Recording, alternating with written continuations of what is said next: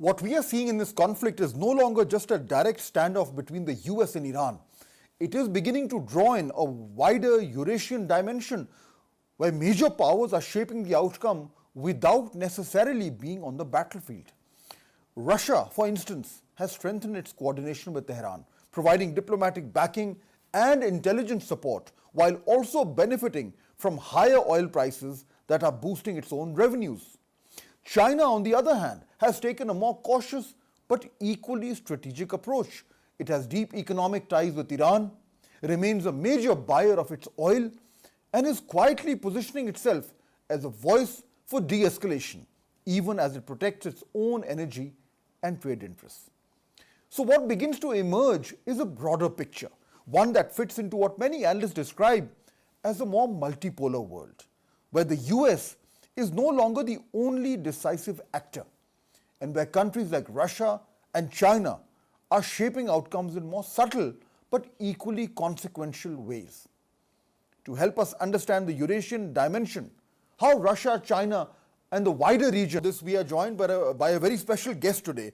Dr. Mher Sahakyan is a senior researcher and director at the China-Eurasia Council for Political and Strategic Research, and he is also the editor of a book on Eurasian international relations. I'm very grateful. Thank you so much for joining us today. Thank you for the invitation. It is my honor to join your show. So we are talking about this conflict between Iran and the USA, and it is now at a very delicate stage where we are being told that the US is waiting for another proposal, peace proposal from Iran. And in the meantime, there's another big development. The UAE has also now left the OPEC. So these are big developments that are happening there. Yesterday I was speaking about, I had a very important guest with me, and I was speaking about how Russia is playing a role in this conflict. With your area of expertise, I would like to delve a little deeper into the role of China and Russia in this conflict.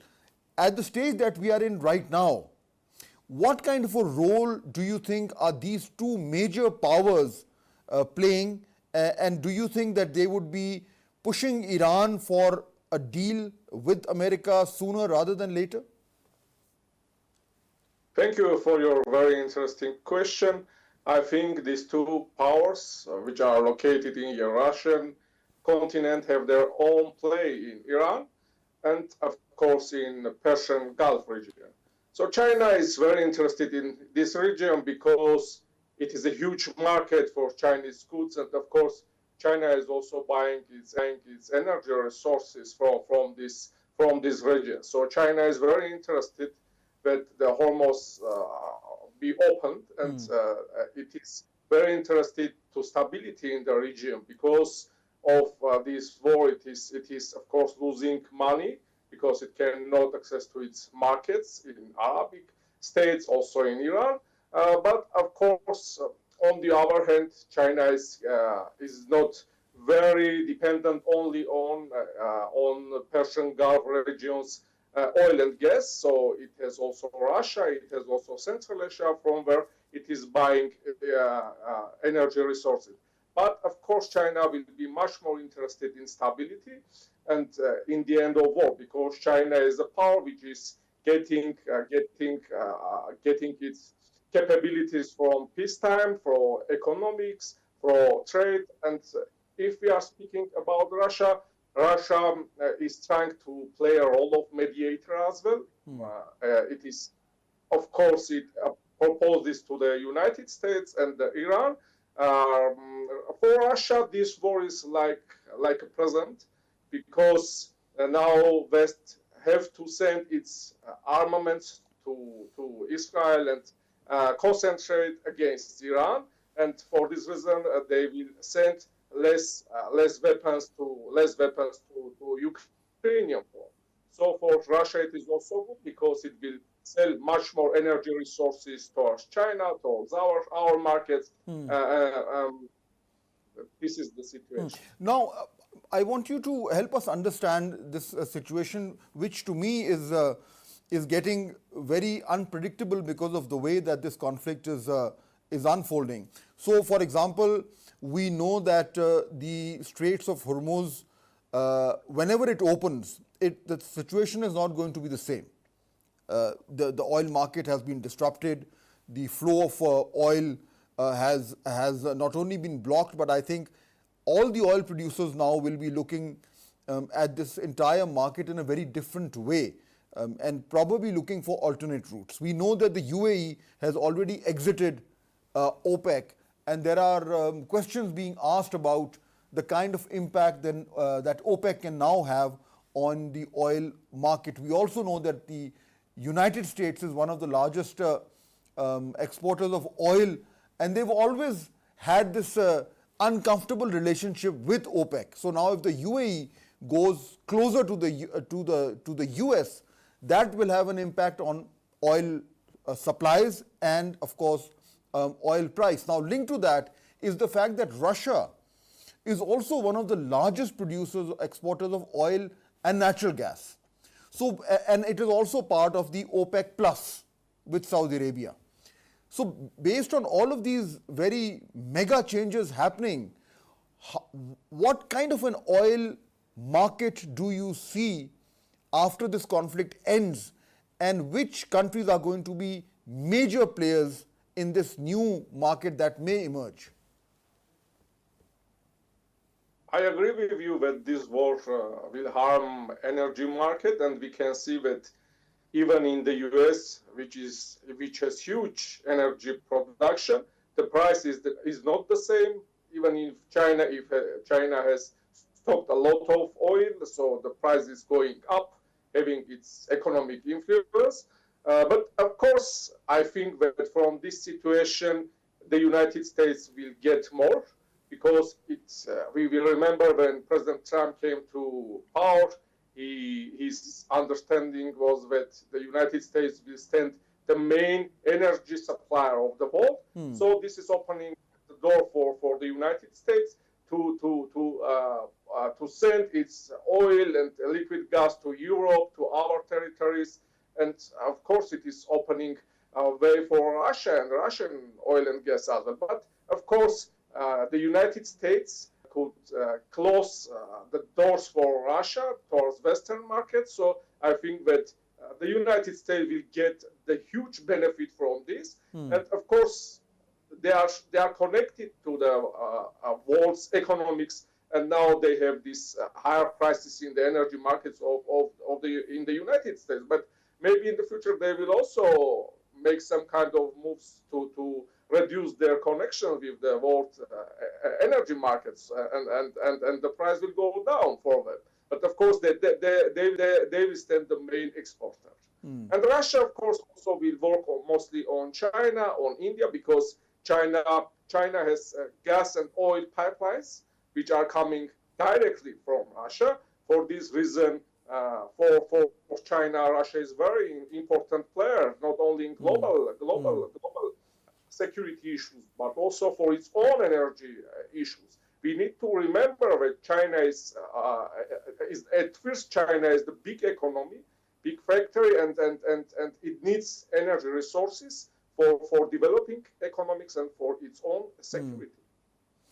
Because of that demand, of course, China with its economy growing at such a fast pace and its dependence on oil from the Straits of Hormuz, what kind of a change in policy or approach could we expect from China in terms of its energy requirements?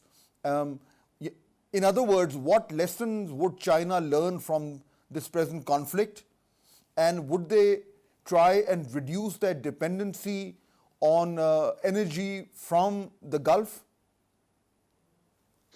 China is already doing some steps. It is growing its green energy capabilities. And of course, it also builds some pipelines to Central Asia. I mean, China Central Asia gas pipeline. It is taking also oil from this region. It has several other pipelines with Russia, Myanmar, and other states. So it is not totally dependent from Gulf region. But of course, states such as Saudi Arabia, UAE, and others still they are exporting a huge amount of energy resources towards China. I think that in the future, China will do more investments on green energy production, and it will grow up this potential, which it is all.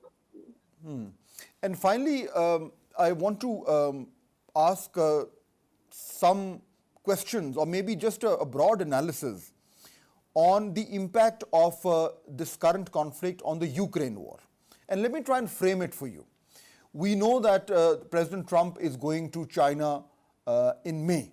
It's a very important trip.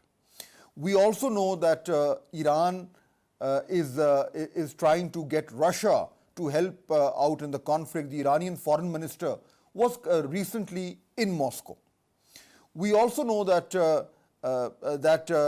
the Europeans have not helped out President Trump, as he was expecting to.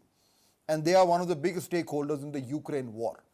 So keeping in mind all of these, once this conflict ends in the Gulf, and obviously there will be no clear winner, what kind of an impact would it have on the Ukraine war, and would the outcome of the Gulf war strengthen Russia's position in Ukraine and help them get a better deal to end the war soon?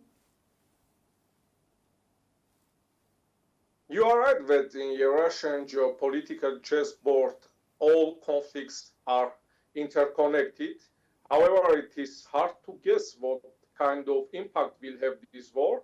But we can see that if we are mentioning that now West is mostly focused on Iran, and the United States, Israel are sending their weapons towards this direction, and but on the other hand, Russia is also not getting drones and missiles from Iran. We know that during the Russo-Ukrainian war, Iran exported a huge quantity of drones and missiles to Russia. So Russia has not this kind of support from Iranian side.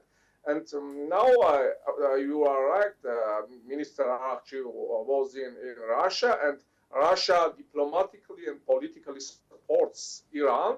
But on the other hand, I don't think that President Putin wants to harm his relations with President Trump. And I think that there is also negotiations are going on from Iranian side, as they want to get their missile and air defense systems from Russia, which they signed agreement, but they need to get it next year. So everything is interconnected, and I think that we will not have a winner in Gulf War, but we will have losers. I think that from this war, all sides are losing. I mean, Iran is losing. It lost a lot because of the death of its political military leadership. I think that strategically, the United States and President Trump is also in a very good position. And if we are speaking about Ukrainian war, I do not see the end in the near future as well, because I do not see that sides are interested to finish this war. Because Russia wants to take more, Ukraine wants to take back its lands, the Europe wants to the victory of Ukraine, and it is going on so in this way. So all sides, unfortunately, they are interested to keep going. Pakistan, of course, is a very important member or part of the Eurasian geopolitical landscape, and our role in this conflict has of course been appreciated by all concerned. You also know very well that we enjoy excellent relations with China, with the US, with Iran now, with of course the Gulf countries. We have a defense pact with Saudi Arabia, and Pakistan has also developed excellent relations with Russia. So being in this unique position, and given the role that we have played and continue to play in trying to find a peaceful settlement, how do you think Pakistan's diplomatic stature has increased? Yes, you are right. I do agree that Pakistan played a constructive role, and its impact and influence in Russian geopolitics will rise after this kind of mediation. And of course, it has its own strategic partnership with China. We see that recently it is some kind of strengthening its cooperation with the United States, and of course it can play a role, and of course maybe Pakistan can also play a role of the bridge between let's say Iranian oil and energy resources in China. And on the other hand, I also want to mention that fortunately, as you know, last year Armenia and Pakistan established diplomatic relations. And I hope and I think that now it is good time also to develop relations between Pakistan and Armenia. Dr. Mher Sahakyan, thank you so much for joining us and sharing your very valuable inputs with us.